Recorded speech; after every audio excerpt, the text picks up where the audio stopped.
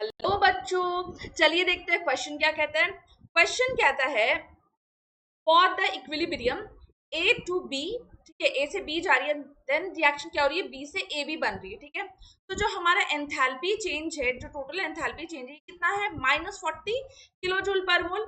इसका मतलब अगर ये -40 किलो जूल है, इसका मतलब ये एक्सोथर्मिक रिएक्शन हो रही है, राइट। एनर्जी रिलीज हो रही है।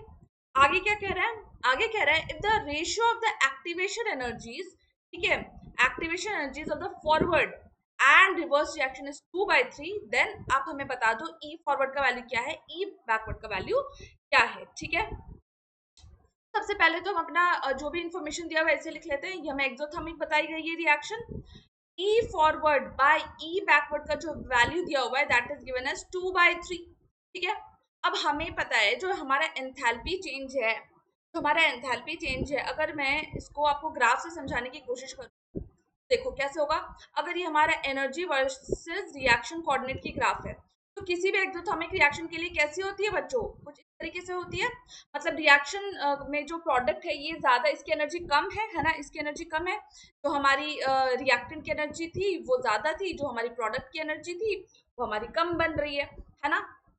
सो ए से बी जाने के लिए जो हमारा एक्टिवेशन एनर्जी लगता है वो कितना लग रहा है, ई फॉरवर्ड लग रहा है। वही हमारा, अगर मैं प्रोडक्ट से वापस इसको रिएक्टेंट में कन्वर्ट करना चाहूँ, अगर मैं इसको प्रोडक्ट से वापस ए में कन्वर्ट करना चाहूँ, तो इसे कितना लग रहा है, कितना एक्टिवेशन एनर्जी लग रहा है, ई बी लग रहा है ना, ठीक है।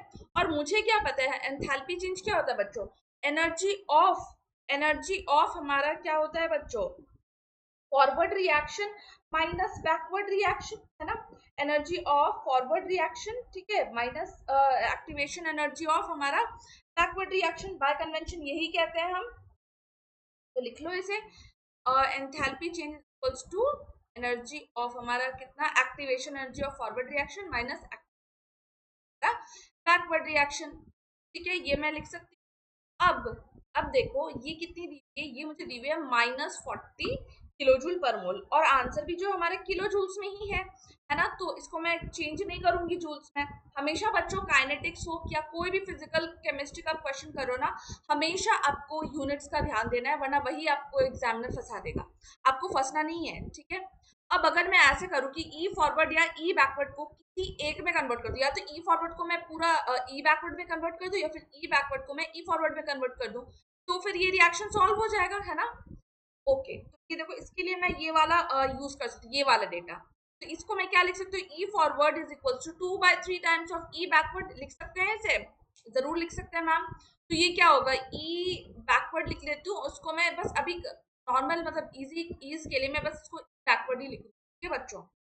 आप समझ लेना कि हमारे एक्टिवेशन एनर्जीज को ही रिप्रेजेंट कर रही हूँ मैं। अब ये क्या हो जाएगा बच्चों, यहाँ पे एलसीएम ले लो, उसको सॉल्व कर लो, फटाफट सॉल्व हो जाएगी। ये देखो इस तरीके से सॉल्व हो गई, और ये कितना आ गया, इधर आ जाएगा 120, इधर पे -120 आएगा, यहाँ पे हमारा आएगा -EB। So our EB will be equals to 120 kilo joules per mole, है ना बच्चों। क्या आएगा, तो यहाँ पे देखो ई बैकवर्ड किसमें 120 है, ये देखो इसमें मुझे 120 दिख रहा है, तो ये और ये तो होने से रहा, तो मतलब ये सही होगा। चलो फिर भी सॉल्व कर लेते हैं।